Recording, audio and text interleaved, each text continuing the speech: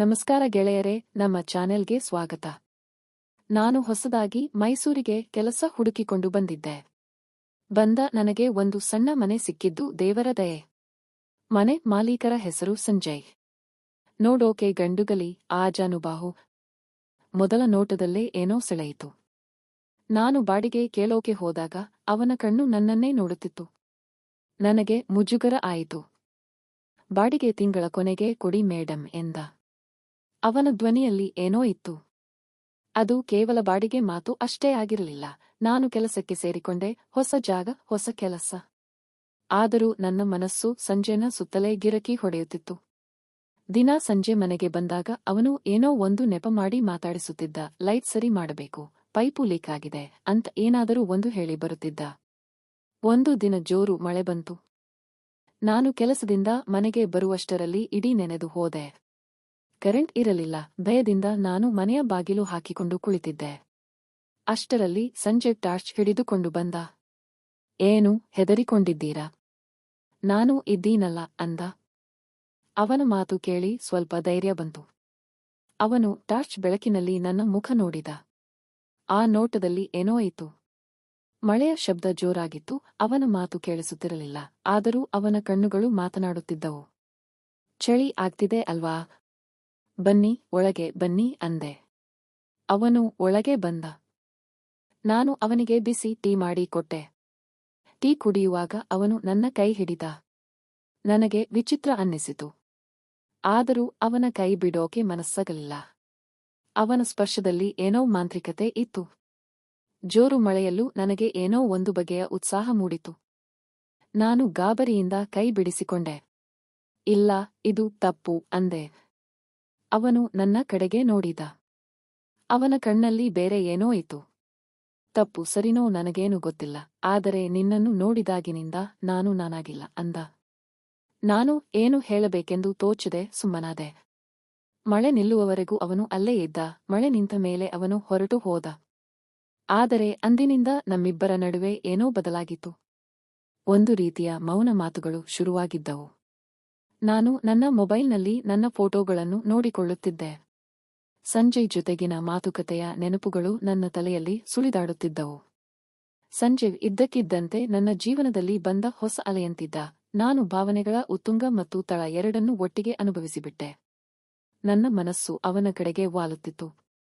ಆದರೆ ನನ್ನ ವಿವೇಚನೆಯು ಇದು ತಪ್ಪು ದಾರಿ ಎಂದು ಹೇಳುತ್ತಿತ್ತು. ದಿನಗಳು ಉರುಳಿದವು. ನಾನು ಮತ್ತು ಸಂಜಯ್ ನಡುವಿನ ಸೆಳೆತ ಹೆಚ್ಚಾಗುತ್ತಲೇ ಇತ್ತು. ಒಂದು ದಿನ ನಾನು ಅವನಿಗೆ ಕಾಫಿ ತಗೊಂಡು ಹೋದೆ. ಸಂಜಯ್, ನನಗೆ ಗೊತ್ತು ಇದು ತಪ್ಪು ಅಂತ, ಆದರೆ ನಿನ್ನಿಂದ ದೂರ ಇರಲು ಸಾಧ್ಯವಾಗುತ್ತಿಲ್ಲ ಅಂದೆ.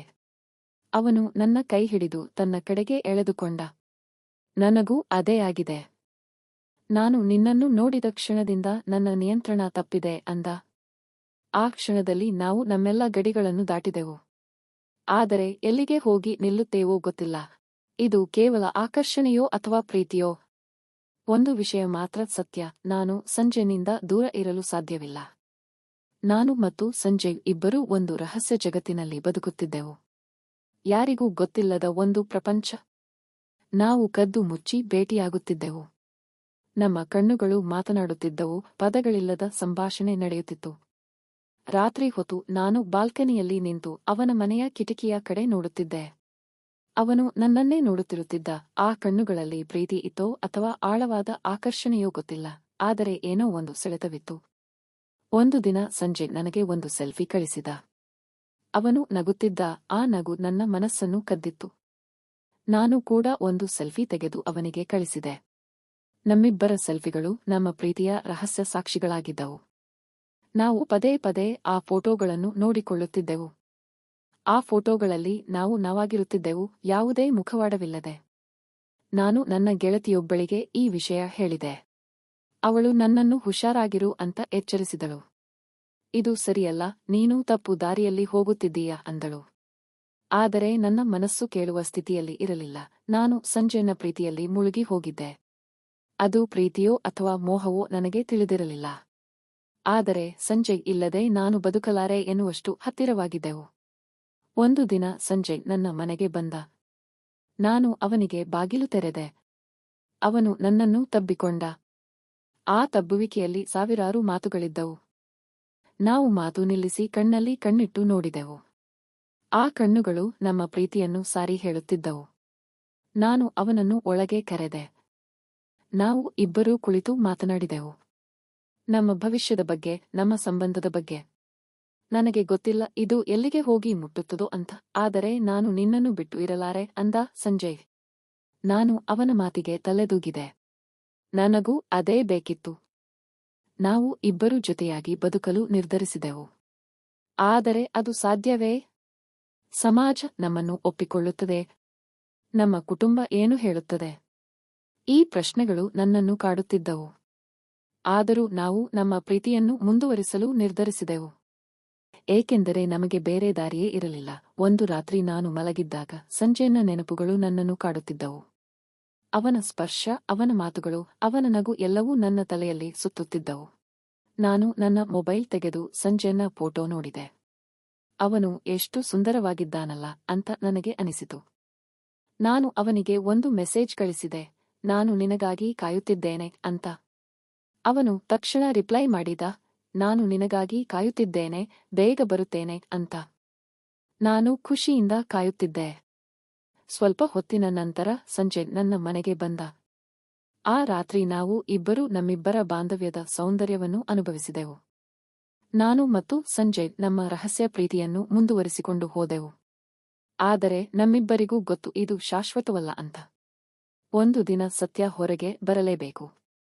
ಒಂದು ದಿನ ಸಂಜಯನ ಹೆಂಡತಿ ನನ್ನ ಮನೆಗೆ ಬಂದಳು. ಅವಳು ನನ್ನನ್ನು ನೋಡಿದಳು. ಅವಳ ಕಣ್ಣಲ್ಲಿ ಕೋಪವಿತ್ತು, ದುಃಖವಿತ್ತು. ನಿನಗೆ ಎಲ್ಲ ವಿಷಯ ಗೊತ್ತಾಗಿದೆ, ನೀನು ನನ್ನ ಗಂಡನನ್ನು ಸೆಳೆದುಕೊಂಡಿದ್ದೀಯ ಅಂದಳು. ನಾನು ಅವಳಿಗೆ ಏನು ಹೇಳಬೇಕೆಂದು ತೋಚಲಿಲ್ಲ. ನಾನು ತಲೆ ತಗ್ಗಿಸಿ ನಿಂತುಕೊಂಡೆ. ನಿನಗೆ ನಾಚಿಕೆಯಾಗಬೇಕು. ನೀನು ಇನ್ನೊಬ್ಬರ ಸಂಸಾರ ಹಾಳು ಮಾಡುತ್ತಿದ್ದೀಯ, ಅವಳು ಜೋರಾಗಿ ಕೂಗಿದಳು. ನಾನು ಅವಳಿಗೆ ಸಮಾಧಾನ ಹೇಳಲು ಪ್ರಯತ್ನಿಸಿದೆ. ನನಗೆ ಗೊತ್ತಿದೆ ನಾನು ತಪ್ಪು ಮಾಡಿದ್ದೇನೆ ಅಂತ. ಆದರೆ ನಾನು ಸಂಜಯನನ್ನು ಪ್ರೀತಿಸುತ್ತೇನೆ, ಅವನಿಲ್ಲದೆ ನಾನು ಬದುಕಲಾರೆ ಅಂದೆ. ಆದರೆ ಅವಳು ಕೇಳುವ ಸ್ಥಿತಿಯಲ್ಲಿ ಇರಲಿಲ್ಲ. ಅವಳು ನನ್ನನ್ನು ಬೈಯುತ್ತಾ ಹೊರಟು ಹೋದಳು. ನಾನು ಕುಸಿದು ಬಿದ್ದೆ. ನನ್ನ ಜೀವನವೇ ಮುಗಿದು ಹೋಯಿತು ಅಂತ ಅನ್ನಿಸಿತು. ಸಂಜಯ್ ನನ್ನನ್ನು ಸಮಾಧಾನಪಡಿಸಲು ಬಂದ. ಆದರೆ ನಾನು ಅವನನ್ನು ದೂರ ತಳ್ಳಿದೆ. ಇದು ನಿನ್ನಿಂದಲೇ ಆಯಿತು, ನೀನು ನನ್ನ ಜೀವನ ಹಾಳು ಮಾಡಿದೆ ಅಂದೆ. ಸಂಜಯ್ ಏನು ಹೇಳಬೇಕೆಂದು ತೋಚದೆ ಸುಮ್ಮನಾದ. ಅವನು ನನ್ನನ್ನು ಬಿಟ್ಟು ಹೊರಟು ಹೋದ. ನಾನು ಒಂಟಿಯಾಗಿ ಉಳಿದೆ. ನನ್ನ ತಪ್ಪು ನನಗರಿವಾಯಿತು. ನಾನು ಇನ್ನೊಬ್ಬರ ಸಂಸಾರವನ್ನು ಹಾಳು ಮಾಡಬಾರದಿತ್ತು. ನಾನು ಸಂಜಯನನ್ನು ಮರೆಯಲು ನಿರ್ಧರಿಸಿದೆ. ಅದು ಕಷ್ಟ ಅಂತ ನನಗೆ ಗೊತ್ತಿತ್ತು. ಆದರೂ ನಾನು ಪ್ರಯತ್ನಿಸಬೇಕಿತ್ತು. ನಾನು ಮೈಸೂರನ್ನು ಬಿಟ್ಟು ಬೇರೆ ಊರಿಗೆ ಹೋದೆ, ಹೊಸ ಜೀವನ ಶುರು ಮಾಡಿದೆ. ಆದರೆ ಸಂಜಯನ ನೆನಪುಗಳು ನನ್ನನ್ನು ಸದಾ ಕಾಡುತ್ತಿದ್ದವು. ನಾನು ಅವನನ್ನು ಮರೆಯಲು ಸಾಧ್ಯವಾಗಲಿಲ್ಲ. ವರ್ಷಗಳು ಉರುಳಿದವು. ನಾನು ನನ್ನ ಜೀವನದಲ್ಲಿ ನೆಲೆಸಿದೆ. ಆದರೆ ನನ್ನ ಮನಸ್ಸಿನಲ್ಲಿ ಸಂಜಯ್ ಸದಾ ಜೀವಂತವಾಗಿದ್ದ. ನಾನು ಮಾಡಿದ ತಪ್ಪಿಗೆ ಪಶ್ಚಾತ್ತಾಪ ಪಡುತ್ತಿದ್ದೆ. ಒಂದು ದಿನ ನಾನು ಸಂಜಯ್ಗೆ ಪತ್ರ ಬರೆದೆ.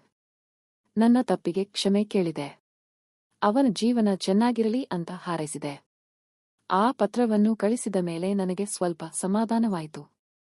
ನಾನು ಸಂಜಯನನ್ನು ಮರೆಯಲು ಸಾಧ್ಯವಾಗಲಿಲ್ಲ, ಆದರೆ ನಾನು ಅವನನ್ನು ಕ್ಷಮಿಸಿದೆ ಮತ್ತು ನನ್ನನ್ನು ನಾನು ಕ್ಷಮಿಸಿಕೊಂಡೆ.